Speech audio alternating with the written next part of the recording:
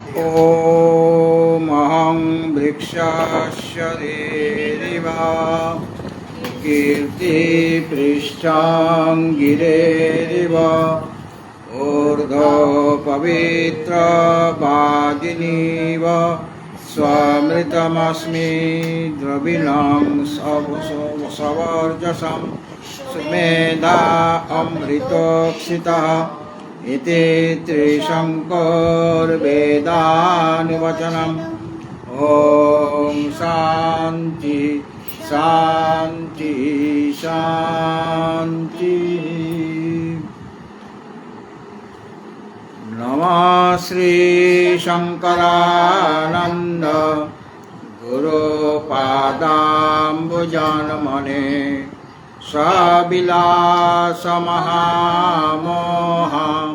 ग्राहग्रासैककर्मणे।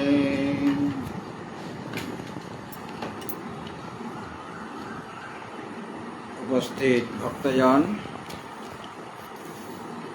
সায়ংকালীন সত্রে আমাদের আলোচ্য বিষয় প্রাতঃকালীন সত্রে আমাদের আলোচ্য বিষয় বিদ্যারণ্য স্বামী বিরচিত বেদান্ত গ্রন্থ পঞ্চদশী। এই পঞ্চদশীর আনন্দ প্রকরণ বিষয়ে আলোচনা চলছে। প্রথম প্রকরণ মানে আনন্দ প্রকরণের প্রথম অংশ ব্রহ্মানন্দে যোগানন্দে। আমাদের আলোচনা হয়েছিল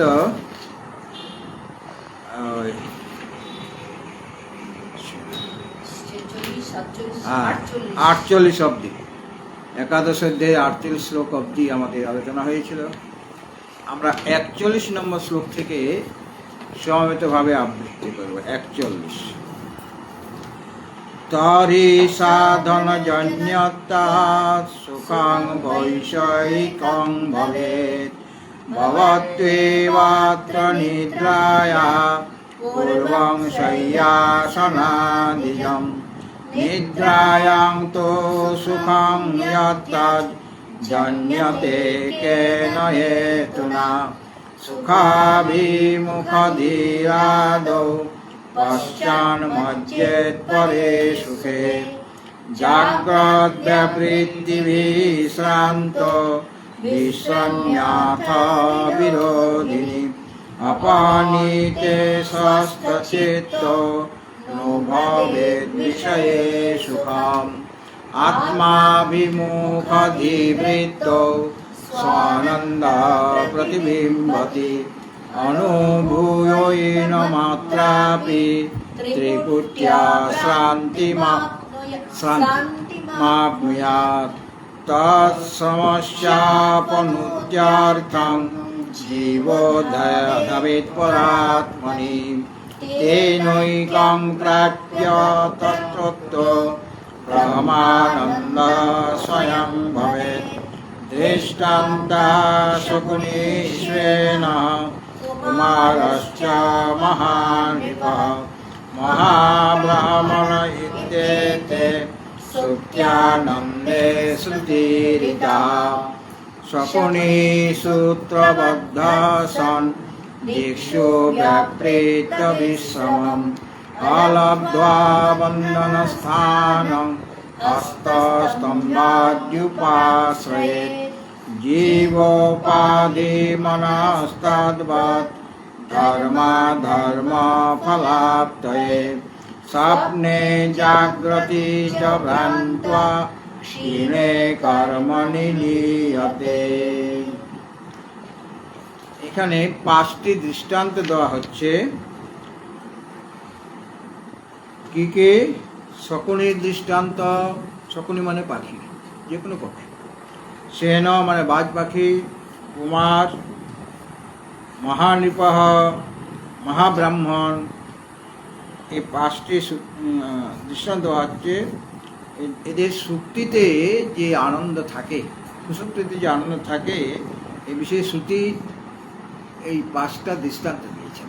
শ্রুতির দ্বারাই উক্ত হয়েছে এই দৃষ্টান্তগুলি। প্রথম দৃষ্টান্ত দেওয়া হয়েছিল শকুনি। যেমন শকুনিকে সূত্রের দ্বারা আবদ্ধ করা হয়েছে।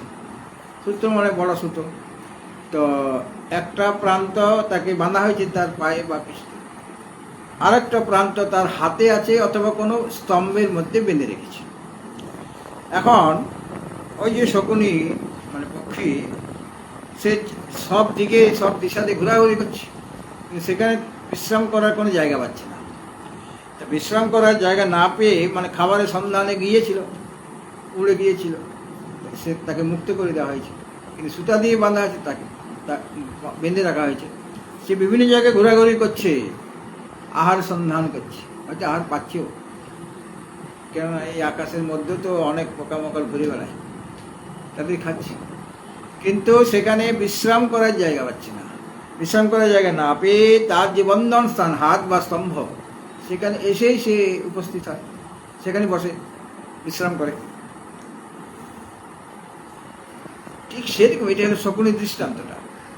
দাষ্টান্তিকে এর কিভাবে দেখানো হলো, ঠিক সেরকম এই তদ্বৎ ওই শকুনি পক্ষীর মতো জীব উপাধি মন, জীবের উপাধি যে মনটা হলো জীবের উপাধি। সেই মন ধর্মাধর্ম ফল আপ্তয়ে মানে প্রাপ্ত, ধর্ম এবং অধর্মের ফল লাভ করার জন্য। হ্যাঁ, ধর্মের ফল, ধর্ম মানে পুণ্য, অধর্ম মানে পাপ। ধর্মের ফল হলো সুখ, অধর্মের ফল হলো দুঃখ। আর মানুষের ধর্মাধর্ম দুটোই করা আছে, মিশ্রিত আছে। তা ধর্মাধর্ম ফলাপ্ত, এই ধর্ম আর ধর্মের ফলরূপ যে সুখ আর দুঃখ, ধর্মের ফল সুখ, আর সেই লাভের জন্য বা সেই সুখ দুঃখ অনুভবের জন্য স্বপ্নে চ জাগ্রতি ভ্রান্তা, স্বপ্নেও সে সুখ দুঃখ ভোগ করছে। আর জাগ্রতি মানে জাগ্রত অবস্থায়, জাগ্রতে সপ্তমীর এক বচন জাগ্রতি মানে জাগ্রত অবস্থাতে। আর স্বপ্নে এখানে সপ্তমী বিভক্ত আছে, স্বপ্ন অকারান্ত শব্দ। সপ্তমীতে স্বপ্নে যেমন নর শব্দে নরে হয় সপ্তমীর এক বচন।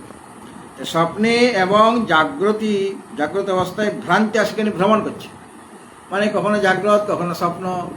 জাগ্রত অবস্থাতেও সুখ দুঃখ ভোগ করছে, আর স্বপ্ন অবস্থাতেও সুখ দুঃখ ভোগ করছে, সেখানে ভ্রমণ করছে। ভ্রমণ করার ফলটা কি, সেই সুখ আর দুঃখ ভোগ করবে। তৎকালে কর্মণি ক্ষীণে, মানে ভোগ প্রদানকারী যে কর্ম, যে কর্মের জন্য আমার জাগ্রত অবস্থা হচ্ছিল বা স্বপ্ন অবস্থা হচ্ছিল, হ্যাঁ, এবং দুই জায়গাতেই সুখ দুঃখ আছে। দুঃখ নেই, দুই জায়গাতেই, মানে জাগ্রত অবস্থায় সুখ দুঃখ, স্বপ্নও সুখ দুঃখ আছে। কিন্তু যখন ওই জাগ্রত আর স্বপ্ন এটা যে কারণে, যে কর্মের জন্য আমি আমার জাগ্রত আর স্বপ্ন অবস্থা হচ্ছিল, সেটা যখন ক্ষীণ হয়ে যাবে, তখন লিয়তে মনটা লীন হবে। কোথায়? অজ্ঞানে। মন তো জাগ্রত অবস্থাতেও আছে, স্বপ্ন অবস্থাতেও আছে। জাগ্রত অবস্থায় শরীর, ইন্দ্রিয়, মন, বুদ্ধি, বিষয় সব আছে। আর স্বপ্ন অবস্থাতে শরীর, ইন্দ্রিয় নাই, কিন্তু মনটা আছে। মনটা একটা অন্তর ইন্দ্রিয়, ওগুলো ছিল বহির ইন্দ্রিয়। তাহলে মনটা স্বপ্ন অবস্থা থাকাতে সেখানেও সুখ দুঃখ হচ্ছিল, কিন্তু এরা ওই খুব ক্লান্ত হয়ে পড়েছে। হ্যাঁ, ভ্রমণ করতে করতে ক্লান্ত হয়ে পড়েছে, কেননা বিশ্রাম পাচ্ছে না। স্বপ্ন অবস্থাতে সে বিশ্রাম পায়নি, মনটা বিশ্রাম পায়নি। শরীরটা বিশ্রাম পেয়েছে কিছু, মনটা বিশ্রাম পায়নি। জাগ্রত অবস্থাতে শরীরও বিশ্রাম পাচ্ছে না। কাজেই সে যখন কর্মক্ষয় হয়ে যাবে, কর্মক্ষয় মানে যত সমস্ত কর্মক্ষয় হবে না, সমস্ত কর্মক্ষয় কখন হবে? যখন বিদ্যতে হৃদয়গন্তে ছিদ্যন্তে সর্বসংশয়া ক্ষীয়ন্তে চাস্য কর্মাণি তস্মিন দৃষ্টে পরাবর্ষী। পরমাত্মা দর্শন হলে সমস্ত কর্মক্ষয় হয়। হ্যাঁ, এখানে যে কর্মক্ষয়ের কথা বলা হচ্ছে, যে কর্মের জন্য আমার জাগ্রত স্বপ্ন অবস্থা হচ্ছিল, সেই কর্মটা ক্ষয় হলো। ক্ষয় হতে মনটা কোথায় যাবে? মনটা তার যে কারণ অজ্ঞান, সে অজ্ঞানে লীন হয়ে যাবে। তার নিজের উপাদান কারণ যে অজ্ঞান, অর্থাৎ মন রূপ উপাধির লয় হয়ে গেছে তখন। হ্যাঁ, জীবের উপাধি কে ছিল? মনটা। অন্তঃকরণ অবচ্ছিন্ন চৈতন্য হলো জীব। সেই মনটি মানে অন্তঃকরণটি অজ্ঞানে লীন হয়ে গেছে। কাজেই মন রূপ উপাধিটা লয় হয়ে গেল। যেমন ঘটাকাশ আর মহাকাশ, ঘটটা যদি লীন হয়ে যায় তাহলে ঘটাকাশ নাই, সেটা মহাকাশই হয়ে যায়। সেরকম জীবের যে উপাধি মন, সেই মন উপাহিত জীবেও তখন কি করবে? মন তো নাই, তো মনটা সুখ দুঃখ ভোগ করতে পারবে না, মনটা অজ্ঞানে লীন হয়ে আছে। আবার সেই জেগে যাবে ঘুমটা ভেঙে গেলে, কিন্তু এখন তো লীন হয়ে আছে। কাজেই সেই যে জীব, যার উপাধি মন ছিল, তার মনটা এখন নাই, মানে মনটা আছে কিন্তু অজ্ঞানে লীন হয়ে আছে। এই জন্য জীব ওই সময়ে পরমাত্মা স্বরূপেই হয়ে যান, তিনি আনন্দ ভোগ করেন। সেখানে সুখ দুঃখ মানে জাগতিক সুখ নাই, আর দুঃখ তো জাগতিকই হয়। সেখানে বিষয় নিরপেক্ষ একটা আনন্দ লাভ করে, সেখানে বিষয়ের প্রয়োজন নাই, সেখানে শরীর ইন্দ্রিয় মনের প্রয়োজন নাই। অথচ একটা সুখ মানে নিজের স্বরূপ আনন্দ, নিজের যেটা স্বরূপ পরমাত্মা স্বরূপ, সেখানে তিনি সেই পরমাত্মা স্বরূপেই তিনি হয়ে যাচ্ছেন সেই জীব। অর্থাৎ প্রতিদিনেই আমরা আমার যে উৎসস্থল সেখানে পৌঁছে যাচ্ছি, প্রতিদিনই সুষুপ্তি যদি হয় গাঢ়, তাহলে সেখানে প্রতিদিনই আমরা সেই পরমাত্মা স্বরূপেই থাকছি, সেখানে এক হয়ে যাচ্ছি।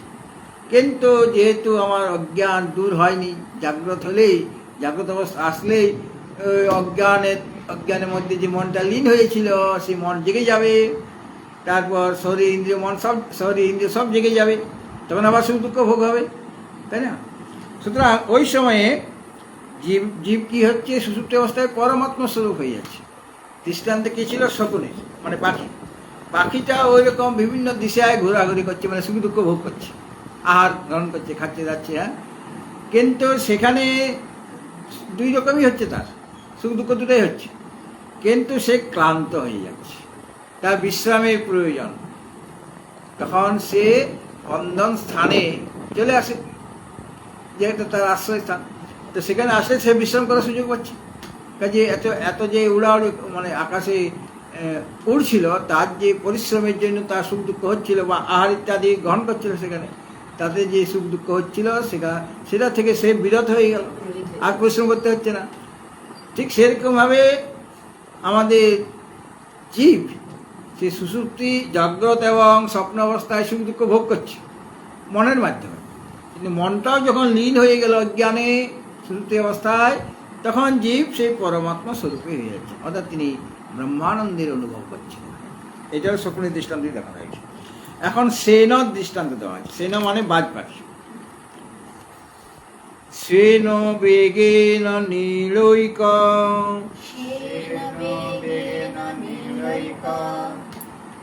লম্পটঃ শয়িতুং ব্রজেৎ জীব সুপ্তৈ তথা ধ্যায়েৎ জীব সুপ্তৈ তথা ধাবেৎ ব্রহ্মানন্দৈকলম্পটঃ। লম্পট মানে ব্যবহারিক যে শব্দ প্রয়োগ করি, লম্পট মানে চরিত্র খারাপ, সেই অর্থে নয়। এখানে সেন বেগেন নীলৈকলম্পটঃ, শ্যান পাখি, শ্যান মানে বাজ পাখি। বাজ পাখি আবার দুই রকম আছে, একটা বড় আকার, বড় একটা ছোট আকাশ, সেটা আমাদের এতে বলা হবে উপনিষদে। সেন মানে বাজ পাখি, সে যখন আকাশে উঠছে, আকাশে উঠতে উঠতে তার পরিশ্রম হলো, তখন তার একটু বসার জায়গা চাই, হ্যাঁ, আর উঠতে পারছে না। শয়িত মানে সে যে তার যে শ্রম হয়েছিল, সেই শ্রমটাকে দূর করার জন্য, এই যে আমরা বিছানায় শুতে চাই কেন, আমার পরিশ্রম হয়েছে, এখন একটু শরীরটা বিছানায় এলিয়ে দিব, ঘুম আসুক বা না আসুক, শরীরটা তো একটু মানে ইয়ে হবে, ক্লান্তি তার দূর হবে। তো শয়িতুম মানে ওই যে সেন শয়িতুম, ওই সেন মানে বাজ পাখি, সে যে আকাশে উঠছে, এতক্ষণ ধরে আকাশে উঠছিল, তার জন্য তার শ্রম হয়েছে, সে শ্রমটাকে দূর করার জন্য, নিবারণ করার জন্য সে এখন বিশ্রাম করবে। সে কি করে বিশ্রাম করার জন্য? তার তো বাসা আছে, তার নিজের কুলায়, পাখির বাসাকে কি বলা হয়? কুলায়, তাই না? কি বলে? কুলায়, কুলায়। এখানে নীল বলে, নীল এক লম্পট, তার যে একমাত্র নীল, সেই নীলের কাছেই সে যেতে চায়, মানে তার যে নীল এক, নীলৈক, নীলৈক লম্পট বলা আছে না, নীল যোগ এক কি, নীল যোগ এক, নীলৈক মানে একমাত্র নীলের দিকে যাবে, কারণ নিড়ে গেলে তার নিজের বাসায় গেলে সে বিশ্রাম পাবে, অন্য বাসাতে ঢুকে পড়লে সেখান থেকে তাকে অন্য পাখিরা তাড়িয়ে দিবে। কাজে নিড়ৈক লম্পট, তার নিজের যে নীড় তুলায় সেখানে গমনের জন্য সে অভিলাষী হয়ে যায়। এটা লম্পট শব্দের অর্থ, যে সে নিজের বাসাতে যাবে, সেটা যাওয়ার জন্য তার যে অভিলাষ, সেটাই হলো লম্পট, তার নিজের জায়গায় যাওয়ার ইচ্ছা। আর ব্যবহারিক দৃষ্টিতে কেন বলে, সে তার যে প্রেমিকা আছে তার কাছেই সে যাবে, তবে গিয়ে সে বিশ্রাম করবে বা আনন্দ পাবে, এই জন্য তাকে ব্যবহারিক বসে লম্পট বলে। কিন্তু লম্পট শব্দ অর্থটা অন্যরকম। তো একমাত্র নীড়ে গমন করার জন্য যার অভিলাষ হয়েছে তাকে বলা হয়েছে নীলৈক লম্পট। কে? সেন পাখিটা, সেন পাখি মানে বাজ পাখি। সে ক্লান্ত হয়ে কী চাইছে এখন, সে তার মানে বিশ্রাম করার জন্য, শয়ন করার জন্য বা বিশ্রাম করার জন্য সে একমাত্র তার নিজের যে নীড়, সে নীড়ের দিকেই সে যাওয়ার জন্য অভিলাষী হয়েছে। তাহলে সেই দিকে সে এখন যাচ্ছে, সে জানে কোথায় আমার কুলায়, মানে বাসাতে কোথায়। সেরকম অভিলত হয়ে বেগেন ব্রজেত, তার স্তর সইছে না, বেগেন ব্রজেত মানে আর রাস্তাঘাটে যদি কোনো খাওয়া দাওয়ার পায় বা কিছু পায় বা কোনো তার বিরোধী কোনো থাকে, তার দিকে তার লক্ষ্য নাই। এখন ঝগড়াঝাটি করলে চলবে না, ঘরে যেতে হবে। হ্যাঁ, এই জন্য বেগেন ব্রজেত, খুব জোরে বেগে, মানে তার খুব তাড়া আছে আর কি। হ্যাঁ, অন্য কোনো কাজ, অন্য কোনো আহার টাহার যদি রাস্তায় জুটে যায়, ভালো খাবার, সেদিকে তার নজর থাকবে। সে বেগেন ধাবতী ব্রজেত, বেগ পূর্বক সে ধাবিত হয়, অন্য কোনো তর্স হয়েছে না, কারণ সে তার ঘুম এসে যাচ্ছে। হ্যাঁ, সে বিশ্রাম চাইছে, এটা হলো দৃষ্টান্ত। তথা মানে এটা এখানে কিন্তু হাতে বা স্তম্ভে আসলো না, সে নিজের ইচ্ছেই গিয়েছিল। হ্যাঁ, তার তো নিজের বাসা আছে, তাকে কেউ বেঁধে রাখে, ওখানে বেঁধে রাখা হয়েছিল ওই পাখিটাকে সূত্রে দ্বারা, এখানে তাকে বেঁধে রাখা হয়নি। তো তথা ঠিক সেরকম জীব জীব জীব জীব মানে মন রূপ উপাধি যুক্ত যে চিদাভাস রূপ জীব, মনটা হলো তার উপাধি। তো ওই তথা জীব, জীব বলতে কাকে বুঝাচ্ছে, মন রূপ উপাধি মানে সুপাধি, তার মনটা উপাধি। এই জন্য সে তার যে প্রকৃত স্বরূপ সেখান থেকে সে বিচ্ছিন্ন হয়ে গেছে, নিজেকে সীমিত বলে মনে করছে। আমরা তো আসলে সীমিত নই, যে কোনো জীবেই সীমিত নয়, সকলেই অসীম, কিন্তু উপাধির জন্য অসীম এখন সসীম হয়ে গেছে। উপাধির জন্য, উপাধি সরে গেলেই সে অসীম হয়ে যাবে। মনরূপ উপাধিযুক্ত যে জীব, যাকে চিদাভাসও বলা হয়, চিতের আভাস পড়ছে। হ্যাঁ, চিত মানে চৈতন্য, তার আভাস। সে জীব, তার কি ইচ্ছা, ব্রহ্মানন্দৈক লম্পট, ও ছিল নিরৈক লম্পট। পাখিটা, বাজ পাখিটা নিরৈক লম্পট, নিজের ঘরে সে যেতে চাইছে। তা আমাদেরও তো একটা ঘর আছে নাকি, নাকি আমরা এরকম ভাড়া ঘরে থাকবো? সব তো আমরা এখন ভাড়া ঘরে আছি, এই শরীরটা আছি তো, এটা ভাড়া ঘর, বা বেলডে আছি, এই ঘরটাও ভাড়া ঘরে, যে তোমারই আশ্রম মনে করে, এটাও ভাড়া ঘর। কারণ এই আশ্রমে আগে কত লোক ছিল, এখন বর্তমানে কিছু লোক আছে, ভবিষ্যতে আমরা থাকবো না, অন্য লোক থাকবে। তাহলে ঘরটা কার? ঘরটা কার? হ্যাঁ, রাধা রানী। মানে আমরা ভাড়া ঘরে আছি, শরীরটাও ভাড়া ঘর। কিন্তু ভাড়া ঘর বলে এখানে বেশি দিন থাকতে পারছি না। এখানে যে মালিক সে বলছে আমার এখন দরকার আছে, টাইম হয়ে গেছে, তুমি যাও। সুতরাং নিজের ঘরে ফিরতে হবে, মন চলো নিকটনে। তাহলে সেই জীবও চাইছে নিজের ঘরে ফিরবে। সে ঘরটা কি না, ঘর হচ্ছে ব্রহ্মানন্দ এক অলম্পট, ব্রহ্মানন্দ রূপ, ব্রহ্মানন্দই, ব্রহ্মানন্দ একমাত্র ব্রহ্মানন্দই, মানে অন্যদিকে তার যাওয়ার ইচ্ছা নাই। ব্রহ্মানন্দই কলম্পট, অর্থাৎ কেবল ব্রহ্মানন্দের অভিলাষ করে, সেই আনন্দ চাই যেখানে দুঃখ নাই। এরকম আমার ওটা অভিলাষ আছে, ইচ্ছা আছে।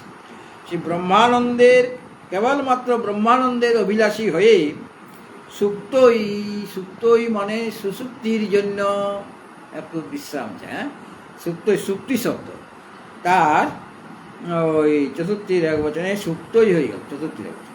সুপ্তই মানে সুপ্তির জন্য, সুপ্তি মানে সুসুপ্তি, সুসুপ্তির জন্য অর্থাৎ বিশ্রাম, ওখানে গেলে বিশ্রাম হয়ে সে জানে। কাজেই সুপ্তির জন্য অর্থাৎ বিশ্রামের জন্য ধাবে সে সেখানে সেদিকে ধাবিত হচ্ছে। কোথায়? ওই ব্রহ্মা, তার যে নিজের ঘর, সে ঘরটা কোথায় আছে? হৃদয় আকাশ, এই হৃদয়ের মধ্যে সেই ঘর। বাইরে নয়, তিনি আমার ঘরটা আমার ভিতর আছে, হৃদয় গুহা। এই হৃদয় গুহাতে পরমাত্মা আছেন, আর আমি বাইরে ঘোরাঘুরি করছি জীব হয়ে। আমাকেও সেই হৃদয় গুহাতে তাকে দর্শন করতে হবে। হ্যাঁ, কারণ ওইটাই আমার স্বরূপ, কাজে ওখানে গেলেই আমার বিশ্রাম হবে। সুতরাং ব্রহ্মানন্দই কলম্পটে কেবলমাত্র ব্রহ্মানন্দ লাভ করার অভিলাষী হয়ে সে সুপ্ত, মানে সুসুপ্তি যেন সে জানে কিভাবে সেই ব্রহ্মানন্দ রূপ একরস আনন্দ লাভ করা যাবে। তাহলে আমার সুসুপ্তি চাই। তো সুপ্ত মানে সুসুপ্তির জন্য, অর্থাৎ বিশ্রাম করবার জন্য ধাবে, ও যেমন নিজের ঘরে যাচ্ছে, জীবও সেরকম নিজের ঘরে যাচ্ছে। ওইটা তার ঘর, ব্রহ্মানন্দই তার ঘর। সেখানে সে ধাবে মানে হৃদয়ের কাছের প্রতি শীঘ্র গমন করছে। ও যেমন বেগে না ব্রজে সেন পাখিটা, আর এও সেরকম ব্রজেই না ধাবে, মানে ধাবে, অর্থাৎ হৃদয়ের কাছের দিকে সুসুপ্তির কামনা করে সে চলেছে। তারপর সে জানে যে এখানে গেলেই তার আনন্দ হবে। এইটা বলা হয়েছিল। এর পরেরটা দেখো 50 নম্বর শ্লোক, 49 অব্দি হয়ে গেছে। এরপরে আরো কটা দৃষ্টান্ত আছে। কি কি দৃষ্টান্ত? বালহ, প্রথমে বলা হয়েছিল সেন, না দুইটা দৃষ্টান্ত দেওয়া হয়ে গেল। একটা ছিল শকুনি, মানে যে কোনো পাখি, সেন মানে ওই বাজ পাখি, আর কুমার, আর তিনটে আছে, কুমার, মহানৃপ আর মহাব্রাহ্মণ। এই তিনটা দিতে হবে এখন। তো সেই তিনটা ধীরে ধীরে দিচ্ছেন। 50 নম্বর শ্লোক। অতি বাল স্তনং পিত্বা শয্যাগত,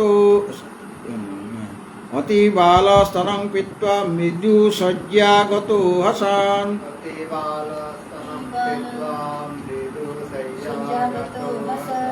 রাগ দেশাদ্য নুৎপত্তিরানন্দৈক স্বভাবভাব।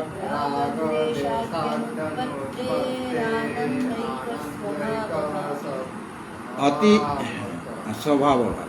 অতি বাল স্তনং পিত্বা মৃদু শয্যাগত হাসান। রাগ দেশাদ্য নুৎপত্তি, রাগ দেশাদ্য নুৎপত্তি, নুৎপত্তি অনুৎপত্তি না, রাগ দেশাদ্য নুৎপত্তি,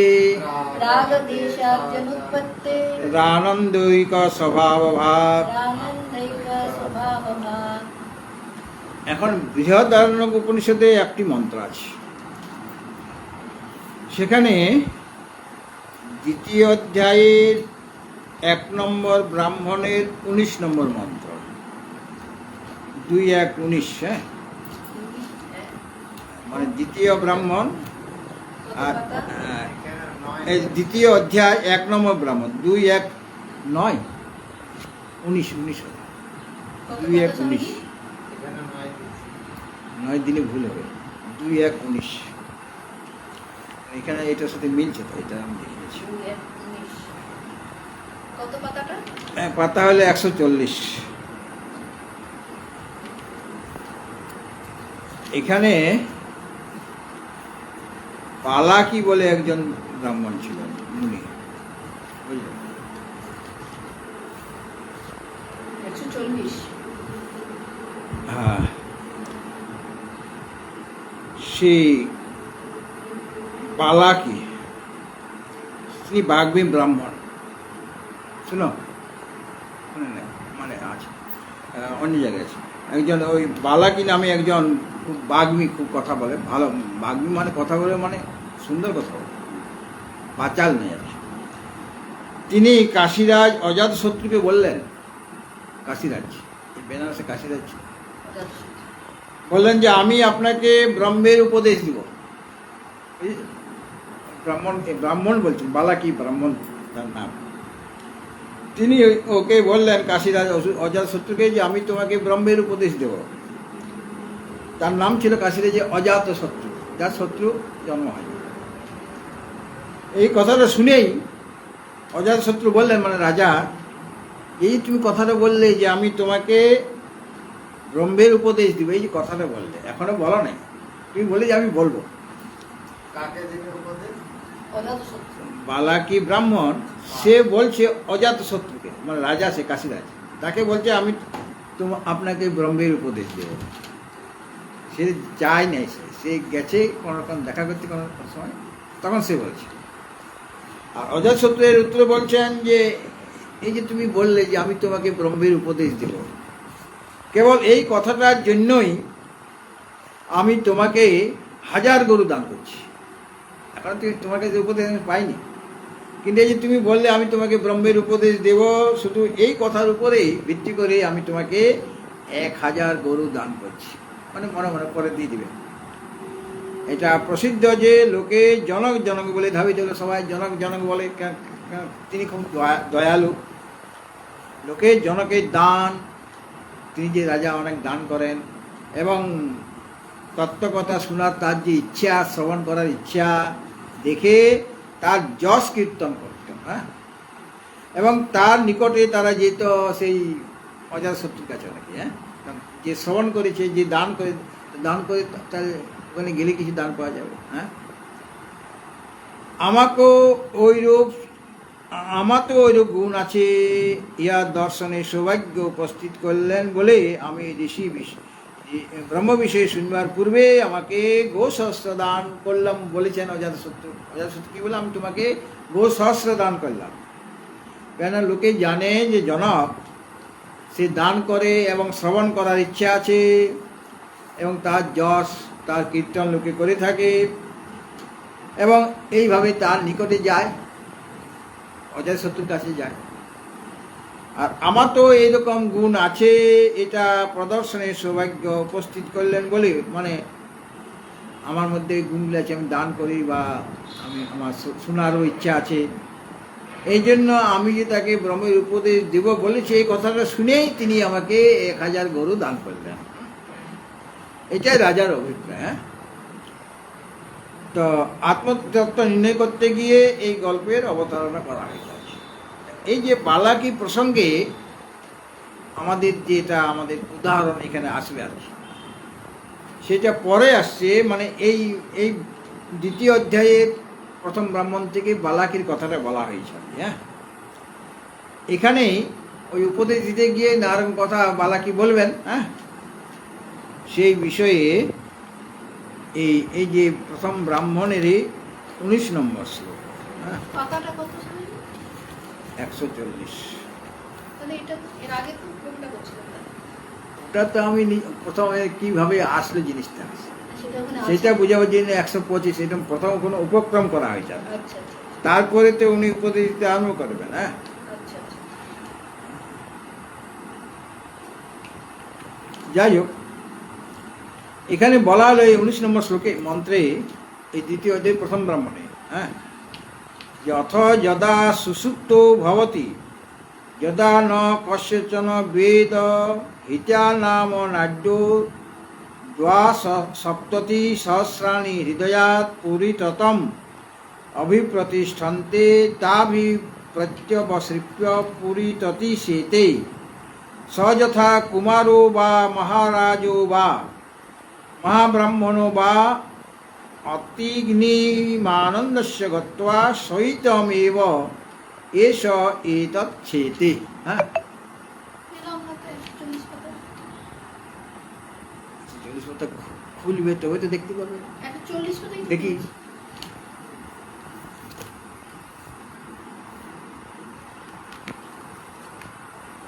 এটা প্রথম খণ্ড তুমি খুঁজে বেড়াচ্ছ, এটা প্রথম খণ্ড, তোমার 3য় খণ্ড তো নাই। ও বিরোধান্নকে বলছি না। আচ্ছা, আরো পাতাটা কি? হ্যাঁ, বিরোধান্নকে 140, তোমার তো একটু নাই না। আচ্ছা, ওই না, বইটা ওটা ছিল। একটাই তো। এখানে বলা হয়েছে তিনি যখন সুসুপ্ত হন, কোনো ব্যক্তি যখন কিছুই জানেন না, ওই সময় তার তো কোনো জ্ঞান থাকে না, মনটা তো অজ্ঞানে লীন হয়ে আছে, তখন হৃদয় থেকে যে 72,000 হিতা নামক নারী, হ্যাঁ, নারীটার নাম হচ্ছে হিতা নারী, তার হৃদয় থেকে যে 72,000 হিতা নারী বা সপ্ততি সহস্রাণী, ওটা এখানে বলা হচ্ছে সপ্ততি সহস্রাণী। সপ্ততি সহস্রাণী মানে সপ্ততি মানে 70 আর দোয়া মানে 2 বেশি হলো, দা সপ্ততি সহস্র মানে 72,000 যে হিতা নাম নারী বাইর হয়েছে সেই হৃদয় থেকে। হ্যাঁ, সেটা তো কোনো বিজ্ঞানও বলতে পারবে না, এটা শাস্ত্রই বলতে পারবে। হৃদয় থেকে যে 72,000 হিতা নামক নারী বাইরে সর্ব শরীরে পরিব্যাপ্ত হয়ে আছে, নারীগুলি পরিব্যাপ্ত হয়ে আছে সব শরীরে, সমস্ত শরীরের মধ্যে। কত হাজার নারী? 72,000 নারী, যাদের হিতা নারী বলা হচ্ছে। হ্যাঁ, তো হিতা নামক নারী বাহির হয়ে সর্বশরীরে পরিব্যাপ্ত হয়েছে, সেই নারী সকল অবলম্বনে প্রত্যাবৃত্ত হইয়া তিনি তিনি শরীরে অবস্থান করেন। মানে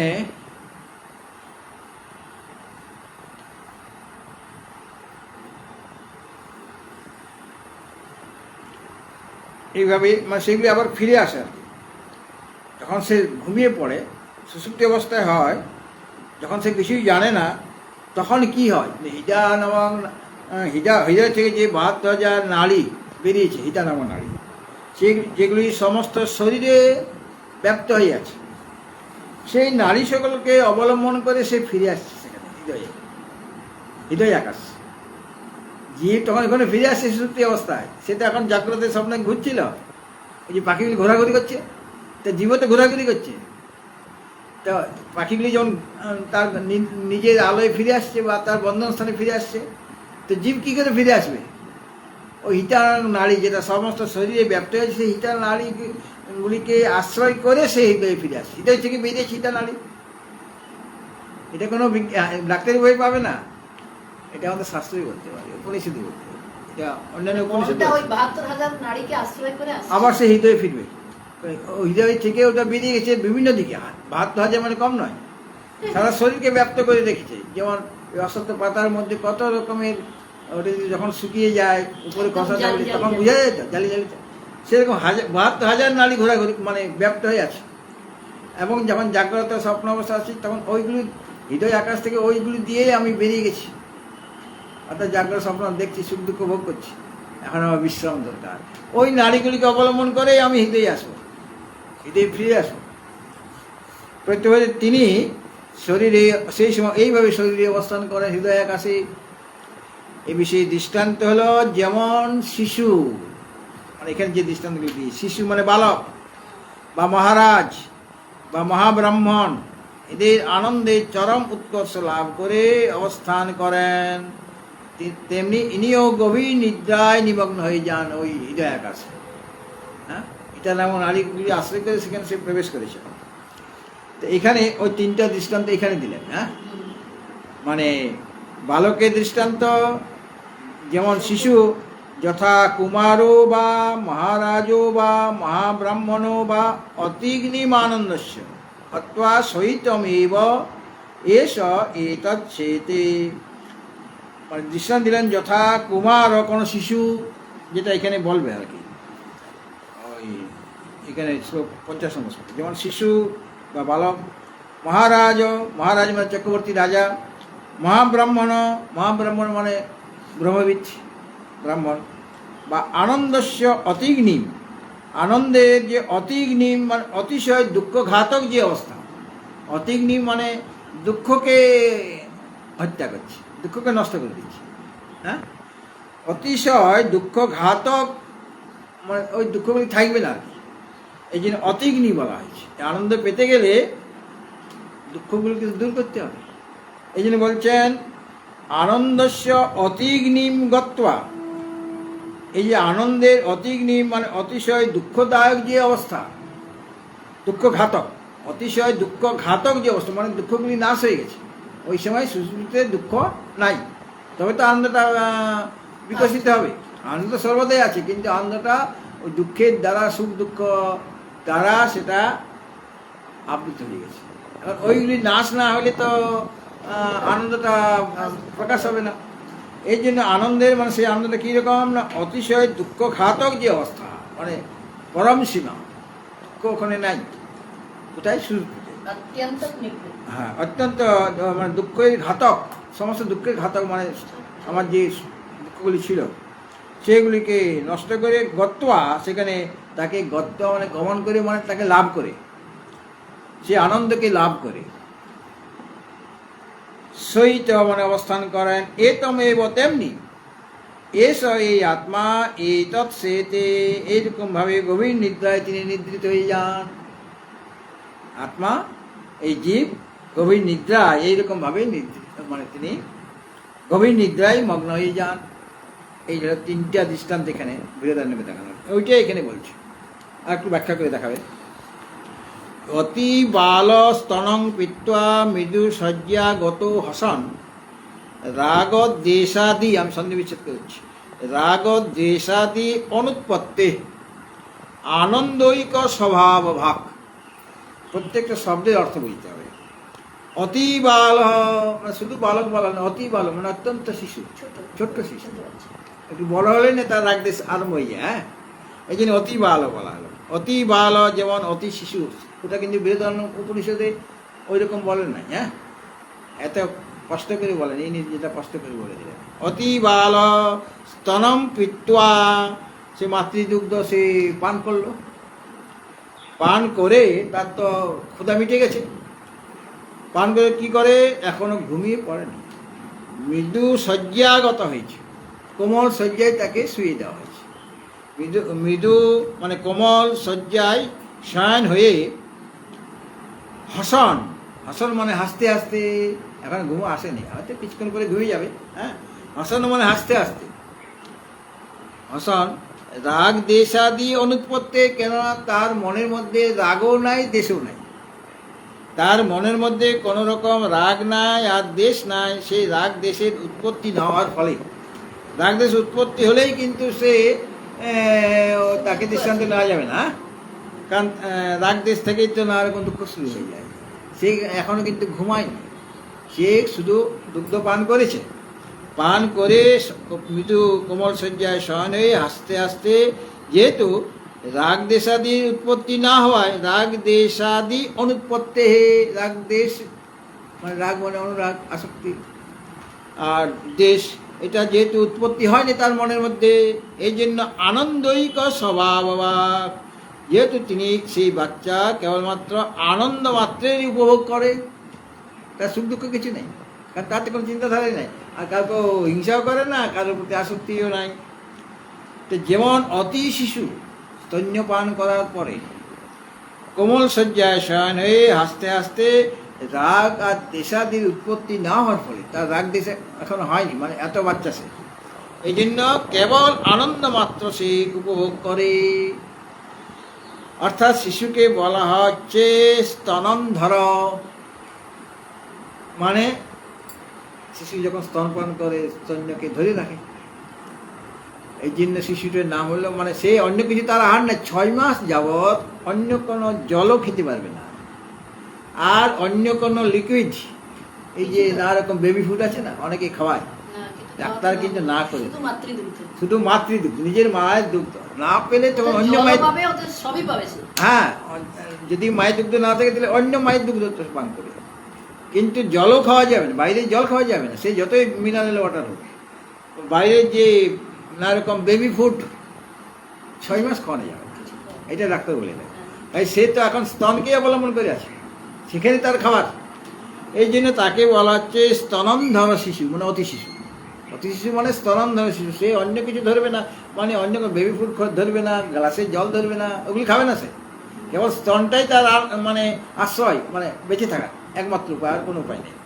তাহলে স্তনন্ধর শিশু মানে অতি শিশু, এখানে বলা হয়েছে অতি বাল, অতি ভালো থেকে স্তনন্ধর শিশু, সে অন্য কিছু সে আশ্রয় করে না, সেটা আকণ্ঠ সেই স্তন্য পান করলো।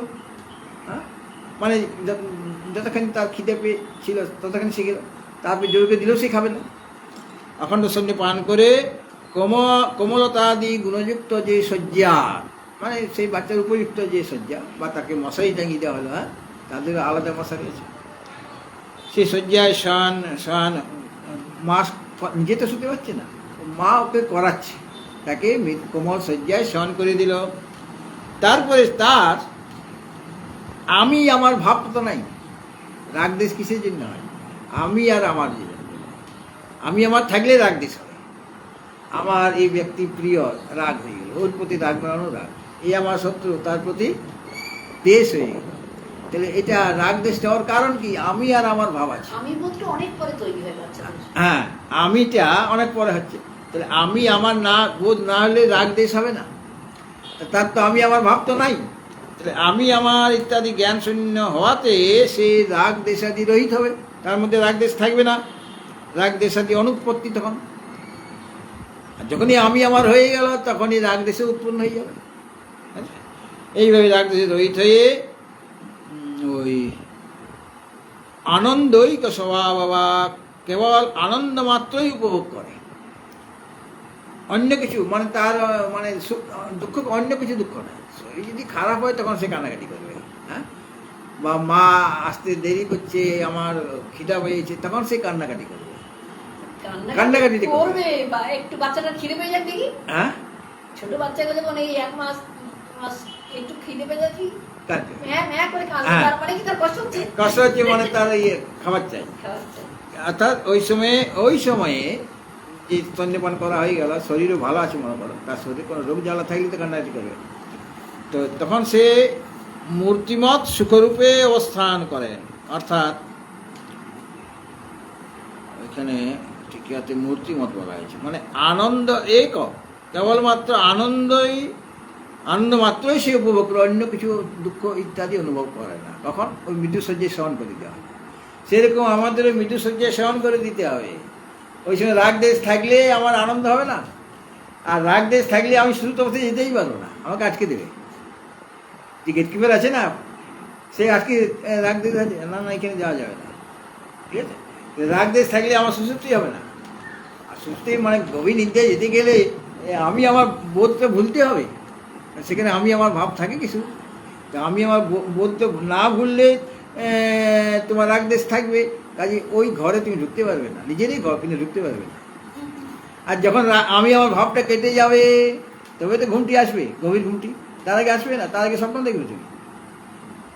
আমি আমার ভাব কেটে গেলে রাগ দেশ থাকবে না, আর সেই সময় বালকের মতোই আমার কেবল আনন্দই হবে, অন্য কিছু নয়, অন্য কিছু আমার ভোগ হবে না, কেবল সেই সুখেই অনুভব হবে। এটা হলো বালকের দৃষ্টান্ত। এরপর মহারাজ আর সার্বভৌম। মহারাজ মানে চক্রবর্তী রাজা, হ্যাঁ, তাকেই সার্বভৌম বলা হচ্ছে। সার্বভৌম মানে সমস্ত পৃথিবী যার রাজ্য, শ্রেষ্ঠ ক্ষমতা। ভূমি মানে পৃথিবী, সমস্ত ভূমিটাই যার রাজ্য। এইটা দেখো, মহারাজ সার্বভৌম মহারাজ সার্বভৌম সন্তৃপ্ত সর্বভূগতঃ সন্তৃপ্ত সর্বভূগতঃ মানুষানন্দ সীমানং মানুষানন্দ সীমানাং মানুষানন্দ সীমানং মানুষানন্দ সীমানাং প্রাপ্যানন্দৈকমূর্তিভাব প্রাপ্যানন্दैকমূর্তিভাব প্রাপ্যানন্দৈকমূর্তিভাব। প্রাপ্যানন্दैকমূর্তিভাব। এখানে বলা হচ্ছে যে সার্বভৌম, সমস্ত পৃথিবীর যিনি রাজা, আর এমন যে মহারাজ, ওকেই সার্বভৌম বলা হয়েছে। তিনি সমস্ত ভূমির অধিপতি, এরকম যে মহারাজ, তিনি সর্বভোগত, সমস্ত ভোগ্যবস্তু তার, সমস্ত ভোগের দ্বারা সন্তৃপ্ত হয়েছে, মানে খুব তৃপ্ত হয়ে গেছে। কারণ সে তার তো ভোগের কোনো অসুবিধা নাই, ভোগ্যবস্তু অনেক আছে। তো সর্বভোগত, সর্বভোগের দ্বারা তিনি সন্তৃপ্ত হলেন সেই মহারাজ। তিনি সার্বভৌম রাজা, যার অভাব কিছু নেই। এই যে তত্ত্বীয় উপনিষদে এক মানব আনন্দ কীরকম বলা হয়েছিল একদিন, বলা হয়েছে তত্ত্বীয় উপনিষদ থেকে, তো মানুষ আনন্দটা কীরকম। একজন মানুষের আনন্দ, মানে একটা মানুষ আনন্দ কাকে বলে, সাধারণ আমরা ব্যক্তি সেই মানুষ আনন্দ আমরা পাই না, এটা আজকে আমরা মনে করে দেব। তো সে সমস্ত ভোগের দ্বারা সন্তৃপ্ত হয়ে মানুষ আনন্দ সীমানং প্রাপ্য, এই মানুষ, একজন মানুষের যে আনন্দ হতে পারে এই পৃথিবী লোকে, সেটা আজকে আবার বলে দেব। সেই মানবলভ্য যে ঐহিক আনন্দ, এটা ইহলৌকিক আনন্দ, সেই আনন্দকে লাভ করে আনন্দৈক মূর্তিভাগ আনন্দ রূপে অবস্থান করেন। মূর্তি মানে রূপ, আনন্দৈক মূর্তি, মূর্তি মানে রূপ বা স্বরূপ হয়। হ্যাঁ, ওমবৎ ব্যাপ্ত দেহায়, দেহ মানে স্বরূপ, আকাশের মতো যার স্বরূপ, এটা দেহ শব্দ হয়। আর মূর্তি শব্দের অর্থ স্বরূপ অর্থে হয়। হ্যাঁ, মূর্তি মানে কেবল বিগ্রহকেই বোঝায় না, মূর্তি মানে স্বরূপও হয়। হ্যাঁ, তো আনন্দৈক মূর্তি ভাগ, ওই আনন্দ স্বরূপেই সে লাভ করে। অর্থাৎ মানুষানন্দ সীমানম, এটা মানুষের আনন্দটা কিরকম এটা বোঝার জন্য তৈত্তির উপনিষদের কথা একদিন বলেছিলাম। তৈত্তির উপনিষদের 2য় অধ্যায়ের 8ম অনুবাকের 1 নম্বর মন্ত্র। হ্যাঁ, 2য় অধ্যায়ের 8ম অনুবাকের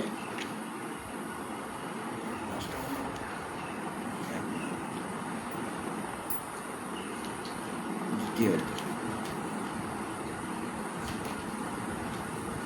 হ্যাঁ, বলেছিল, ঠিক মনে করেছিল। শৈশানন্দেশ্য 2য় অধ্যায় 8ম অনুবাকের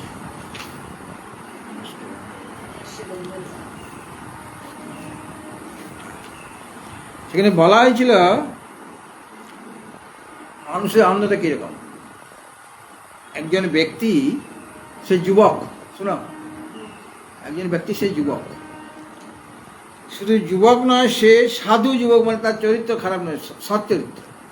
হ্যাঁ, এবং সে বেদ অধ্যয়ন করেছে, বেদাদি শাস্ত্র অধ্যয়ন করেছে, পণ্ডিত ব্যক্তি, এবং সে সর্বোত্তম শাসক, রাজা, একজন ভালো রাজা, এবং তার শরীরটা সুদৃঢ়, এবং তার বল আছে, শক্তি আছে, এবং এইরকম ব্যক্তি মানে সমস্ত গুণ সম্পন্ন একজন ব্যক্তি। হ্যাঁ, যা যে বয়সে যুবক, যে সচ্চরিত্র, বেদাদি শাস্ত্র অর্জন করেছে, এবং রাজা বটে, এবং সুশাসক রাজা, শরীরটা ভালো, সুদৃঢ়, বল আছে, শক্তি আছে, এরকম ব্যক্তি যদি বৃত্তে পরিপূর্ণ এই যে পৃথিবী, সেই পৃথিবীর অধীশ্বর হয়ে গেলে, সমস্ত পৃথিবীটা তার, ধন দৌলত যা কিছু আছে, যা কিছু সম্পত্তি আছে, প্রজার তো তারই লোক, রাজারই লোক, প্রজার উপর প্রজা সে নিজের ইচ্ছে মতো কাজ করতে পারে, রাজার ইচ্ছে মতো কাজ করতে হবে, কারণ প্রজা রাজার অধীন। তো সমস্ত প্রজা, সোনা দানা দানা যা কিছু আছে, যত নারী আছে, ছেলে পুরুষ আছে, সব তার অধীনে। এরকম যদি হয়ে যায়, তাহলে সেই রকম ব্যক্তির যে আনন্দটা হবে, সেই আনন্দটা হচ্ছে এক মানুষের আনন্দ। এই গুণগুলো তো সবাই থাকে না, থাকে না। তো যুবক হতে হবে, সৎ চরিত্র হতে হবে, শাস্ত্রে পণ্ডিত হতে হবে, সুশাসক হতে হবে, মানে সমস্ত, মানে সর্বভৌম রাজা, সে সার্বভৌম রাজা, চক্রবর্তী রাজা, এবং সিদ্ধর শরীর তার, এবং সমস্ত পৃথিবী যত ধন দৌলত যত সম্পদ সব তার অধীনে। তো সেই যে যুবক ব্যক্তির যে আনন্দ, তার নাম হলো একটা মানুষের আনন্দ। আমাদের সেটা ছিটে ওটাও নেই। হ্যাঁ, এইরকম হতে হবে, তবে কি সেটাকে মানুষ, মানে এটাকে একটা বিচার করবার জন্য বোঝানো হচ্ছে। হ্যাঁ, তার শতগুণ করলে তখন মনুষ্য গন্ধর্বের আনন্দ হবে, এইভাবে বাড়তে বাড়তে। তাহলে মানব আনন্দটা কীরকম? এই যে মহারাজের যে দৃষ্টান্ত হলো, ওর মানব আনন্দ আছে। হ্যাঁ, যে মহারাজের দৃষ্টান্ত হলো, এই জন্য বলছেন সার্বভৌম মহারাজ, তার একটা আনন্দ আছে, ওটাই এক মানুষের আনন্দ, সেই সচ্চরিত্র, সে তার শরীর দৃঢ় আছে, বল আছে, সমস্ত পৃথিবী তার অধীনে, সে সমস্ত ভোগের দ্বারা সন্তৃপ্ত হয়েছে। রাজার তো ভোগের তো কোনো অসুবিধা নেই, পরিতৃপ্ত হয়ে মানুষ, একটা মানুষের যে আনন্দ, মানে মানবলভ্য যে ঐহিক ইহলৌকিক যে আনন্দ, এটা, এই আনন্দ সব ইহলৌকিক এবং ক্ষণস্থায়ী। তো এই যে মানব আনন্দ, যেটা ইহলৌকিক আনন্দ, সে আনন্দের সীমা অবধি পৌঁছে গেছে, মানব আনন্দের।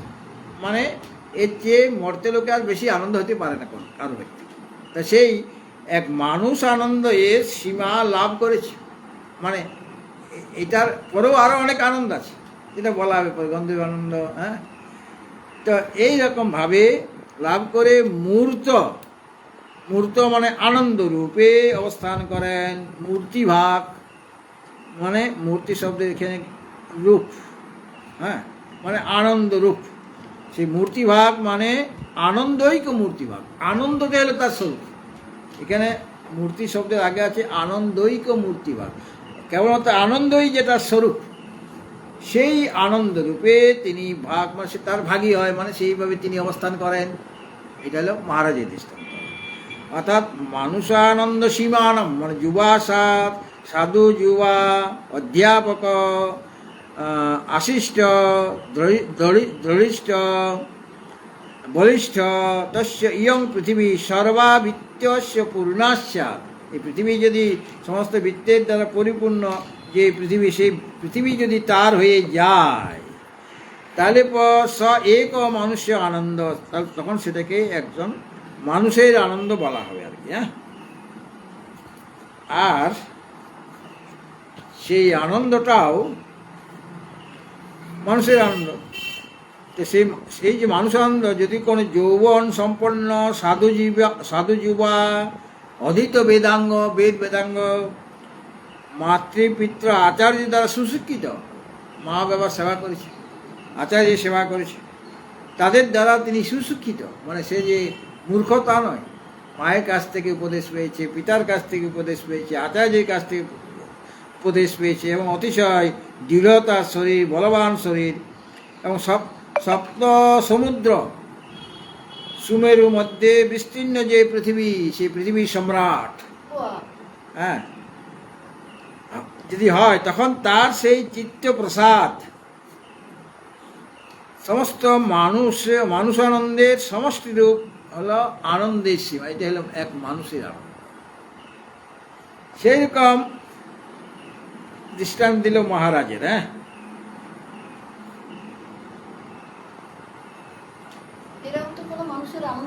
হয় না, কিন্তু আমাকে এটা একটা বিচার, মানে আনন্দের মীমাংসা করা, আনন্দের বিচার, মানে ব্রহ্মানন্দ কি, এটা বুঝাবার জন্য করা হচ্ছে। ব্রহ্মানন্দ জিনিসটা যেটা আমি পেতে চাইছি, সেটা কি জিনিস, সেটা বুঝাবার জন্য এরকম ভাবে চিন্তা করা। কিন্তু অন্যদের হয়, মানুষের ওইরকম ব্যক্তিও আছে যারা সাধু, তারা যদি ওইরকম হয়, তাহলে তাদেরও সেই রকম হবে, আনন্দ হবে। এরকম যে হওয়া সম্ভব নয় তা নয়, সাধারণ চিন্তাতে হবে না, চিন্তা তো নয়। সেরকম যদি রাজা হয়, আমাদের তো আমার মা সেরকম রাজা পাওয়া গেছে, আমরা কাউকে এরকম দেখতে পাচ্ছি না লোক, কিন্তু এরকম লোক আছে।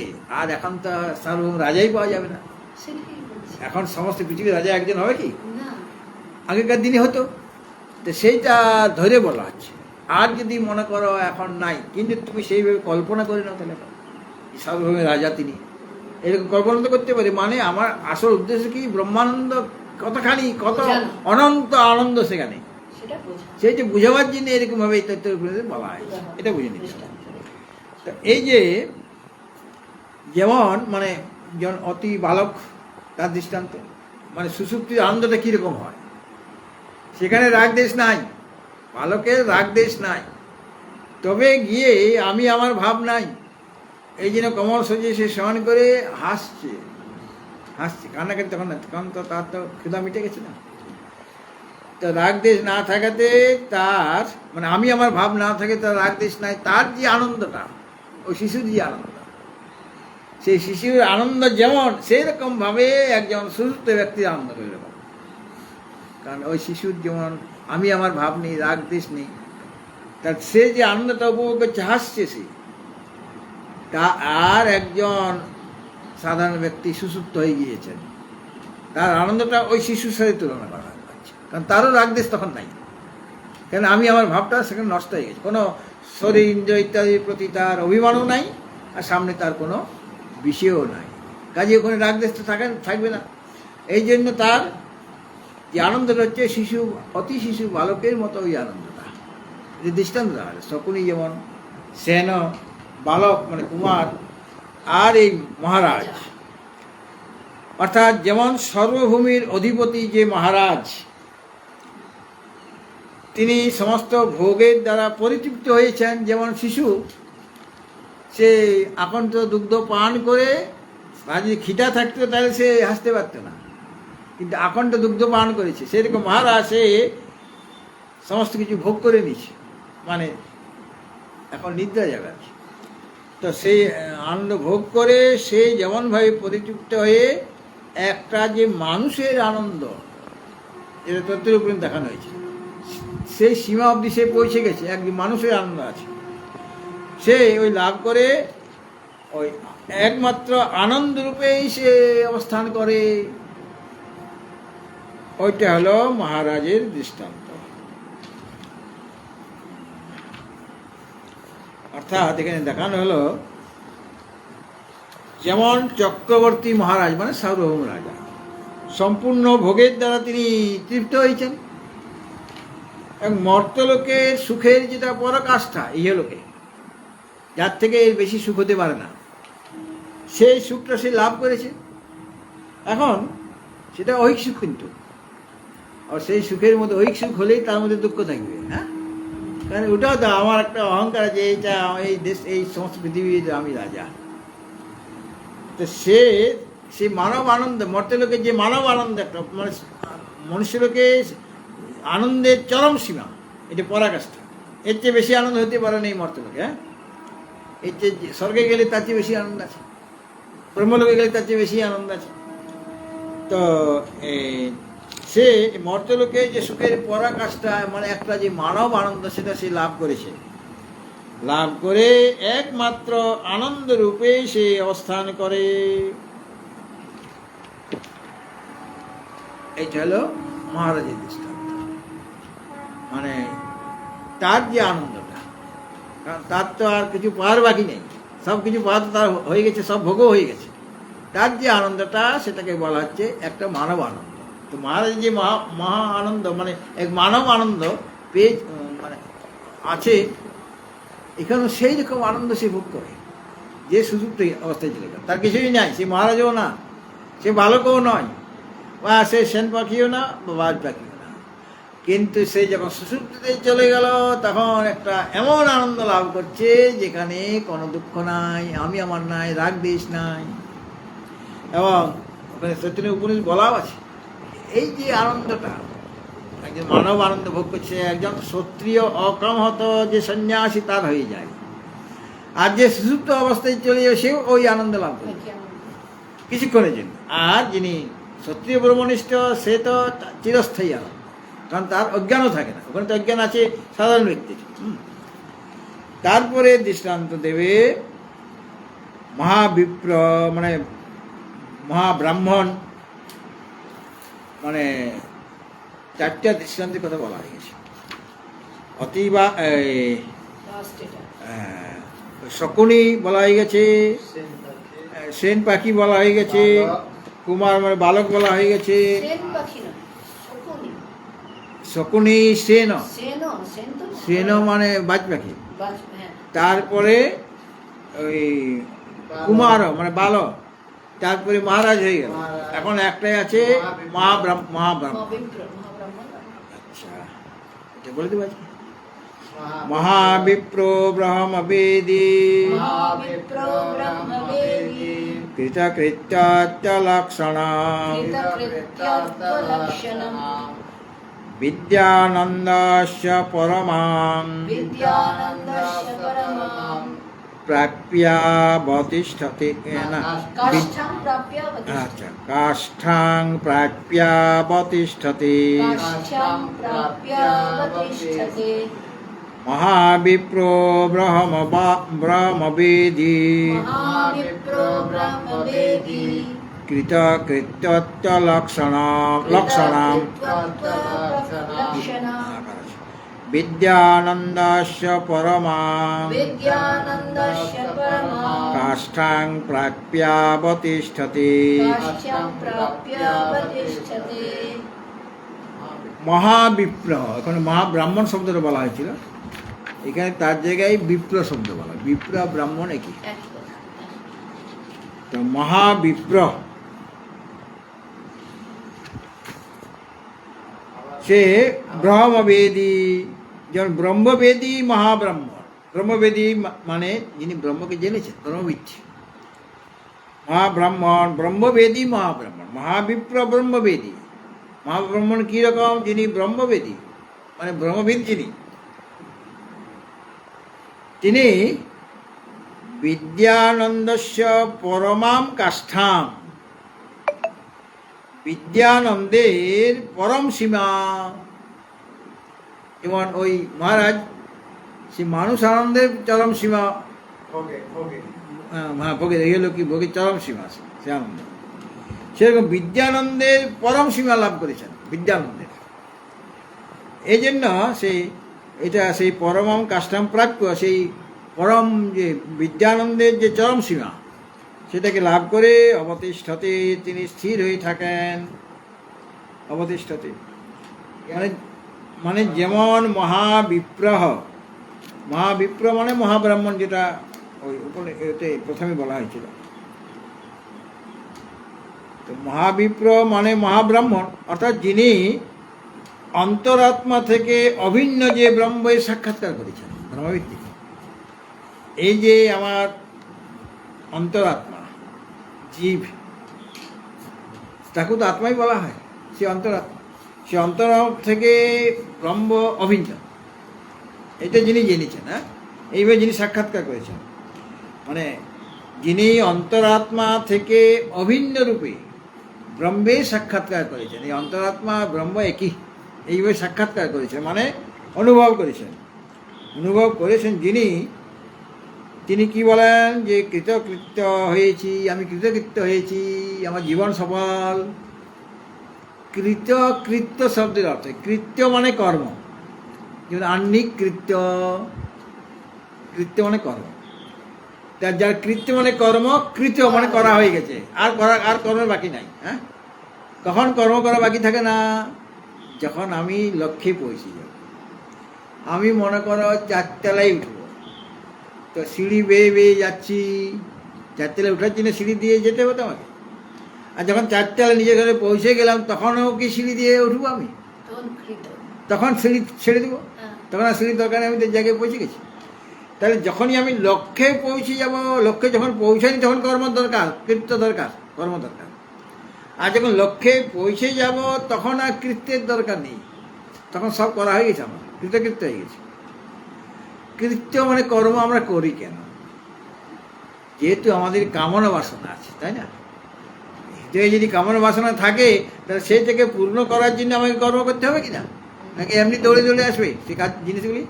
আমার ওটা চাই, আমার সেটা চাই, তো তুমি টাকা চাও, টাকা দাও, তবে তো আমি দেবো। টাকাটা কীভাবে আসবে? পরিশ্রম করতে হবে।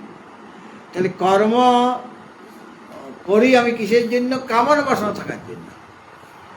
আর যার কামনা বাসনা নেই, সে কর্ম করবে? সে তো লক্ষ্যে পৌঁছে গেছে।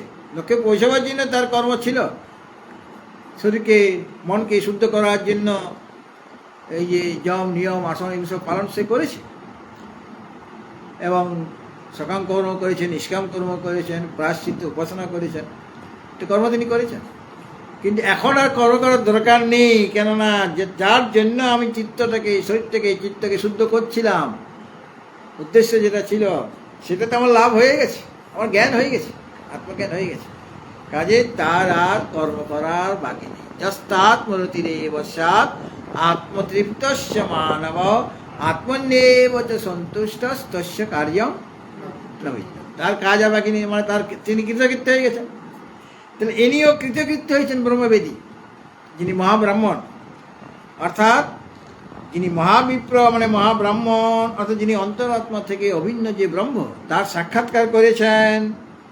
আর সাক্ষাৎকার করাতে তিনি কি বলেন? অহং কৃতকৃত্য, আমি কৃতকৃত্য হয়েছি, মানে আর আমার কর্ম করার কোনো দরকার নাই। এই যে বিদ্যানন্দস্য পরমাম কাষ্ঠাম, বিদ্যানন্দের যে পরম সীমা, কাষ্ঠা মানে সীমা, বিদ্যানন্দের যে পরম সীমা, অর্থাৎ জীবন মুক্ততা, এটাই বিদ্যানন্দের চরম সীমা। জীবনমুক্ত যদি আমি হয়ে যাই তাহলে আমার কৃতকৃত্য হয়ে গেলাম কিনা। তো বিদ্যানন্দস্য পরমাম কাষ্ঠম, বিদ্যানন্দের যে চরম সীমা, মনুষ্যলোকে তার চরম সীমা কি? একটা মানব আনন্দ লাভ করা। আর ইনি তো মনুষ্যলোকেই আছেন, কিন্তু ওনার থেকে উনি বিশেষ ব্যক্তি, মানে রাজার চেয়েও শ্রেষ্ঠ। ওরা রাজা হলে আমরা মহারাজ, তুমি রাজা, কিন্তু আমরা হচ্ছে মহারাজ, মানে তোমার চেয়ে বড়, ঠিক না? এই জন্য আমাদের মহারাজ বলে, রাজা না, আমরা মহারাজ। তো মহারাজ কি না, বিদ্যানন্দস্য পরমম কাষ্ঠম, বিদ্যানন্দের যে চরম সীমা, চরম সীমাটা কি না? জীবন মুক্ততা। অর্থাৎ আমি জীবন মুক্ত হয়েছি, তাহলে আমার মধ্যে জীবন মুক্ততা আছে। তাহলে জীবন মুক্ততা সে লাভ করেছে, মানে জীবন মুক্ত হয়ে গেছে, হয়ে পরমানন্দ স্বরূপ হয়ে অবস্থান করেন। তিনি পরমানন্দ স্বরূপ হয়ে যাচ্ছেন, তিনি আনন্দ স্বরূপ হয়ে যাচ্ছেন। এবং এরকমভাবে অবস্থান করে সুষুপ্তি প্রাপ্ত পুরুষ যেমন এভাবে করে, এরকম সেরকমভাবে সুষুপ্তি প্রাপ্ত যে পুরুষ, যিনি সুষুপ্তিকে লাভ করেছেন যে পুরুষ, এই মনুষ্যলোকে, সেই প্রকার আনন্দরূপ হয়ে অবস্থান করেন একজন ব্রহ্মিত পুরুষ। তিনি বিদ্যানন্দের যে পরাকাষ্ঠা, মানে চরম সীমা, যে জীবন মুক্ততা, আমি কৃতকৃত্য হয়েছি, এইভাবে সে আনন্দের রূপেই অবস্থান করেন। ঠিক সেরকমভাবে সুষুপ্তি প্রাপ্ত যে পুরুষ, যিনি সুষুপ্তি লাভ করেছেন, মানে গভীর ঘুমে মগ্ন হয়ে গিয়েছেন, তিনিও ওই ব্রহ্মিত পুরুষের মতোই আনন্দ স্বরূপ হয়ে তিনি ওই অবস্থাতে আনন্দ করেন, আনন্দের অনুভব করেন। এই রূপে বাক্যটা এইভাবে বুঝতে হবে। হ্যাঁ, এটা হলো মহারাজের, এই মহাব্রাহ্মণের দৃষ্টান্ত। তাহলে 5টা দৃষ্টান্তে দেওয়া হয়ে গেছে। যে কুমার, এই যে এখানে 3টা দৃষ্টান্ত আলাদাভাবে দিয়েছে, যেটা বৃহদারণ্যকে ছিল, কুমার আর বালক আর সার্বভৌম রাজা আর না সার্বভৌম রাজা আর মহাব্রাহ্মণ। এই যে দৃষ্টান্ত 3টা দেওয়া হয়েছে, এই তিনটি কেন দৃষ্টান্ত রূপে উল্লেখ করা হলো, এরকম শঙ্কা জাগে। এই যে 3টা দৃষ্টান্ত দেওয়া হলো, বালকের দৃষ্টান্ত, মানে বৃহদারণ্যকে এই 3টা দৃষ্টান্ত দেওয়া হয়েছে। বালকের দৃষ্টান্ত, ওই সার্বভৌম রাজার দৃষ্টান্ত আর মহাব্রাহ্মণের দৃষ্টান্ত, 3টা দৃষ্টান্ত আছে। শঙ্কাকর্তা বলছেন কি, এই যে 3টা দৃষ্টান্ত এখানে দেখানো হলো, তো এই 3টাই দৃষ্টান্ত কেন দেওয়া হলো? আর কি কোনো দৃষ্টান্ত ছিল না? অন্য দৃষ্টান্ত কেন দেওয়া হলো না? কেবল এই 3টা দৃষ্টান্ত কেন দেওয়া হলো? ইচ্ছা করে তো আরও, মানে মোট তো 5টা দৃষ্টান্ত দিয়েছেন গ্রন্থকার, তার আগে 2টা দিয়ে দিয়েছেন। ওই শকুনি আর সেন, তারপরে বৃহদারণ্যকে 3টা দৃষ্টান্ত দেওয়া আছে, বালক, মহারাজ, সার্বভৌম রাজা আর মহাব্রাহ্মণ। বলে 3টা দৃষ্টান্ত কেন দিলেন, আর অন্য কোনো দৃষ্টান্ত কেন দিলেন না? এরূপ আশঙ্কা হতে পারে বলে এই 3টি উদাহরণের তাৎপর্য যখন বলছেন, 3 কুমারের যে দৃষ্টান্ত দিলাম, তার তাৎপর্যটা কি মানে স্পষ্ট করে বলা হয়। আর সার্বভৌম রাজার যে দৃষ্টান্ত দিলাম, তার তাৎপর্যটা কি? 3টা দৃষ্টান্ত মানে সেটা জিনিসটাকে ভিন্ন ভিন্নভাবে বোঝা হয়। আর মহাব্রাহ্মণের দৃষ্টান্ত দ্বারা আমি কি বলতে চেয়েছি, তার তাৎপর্যটা কি, সেইটা এখন 3টা শ্লোকে বলা হয়। এই 3টা উদাহরণের তাৎপর্যটা এখন বলবেন না, সেটা আগামী দিনে হবে। হরি ওম পূর্ণমদা পূর্ণমিদাং পূর্ণাৎ পূর্ণমুদাচ্যতে পূর্ণস্য পূর্ণমাদায় পূর্ণমেবাবশিষ্যতে। ওম শান্তি শান্তি শান্তি। হরি ওম তৎসৎ।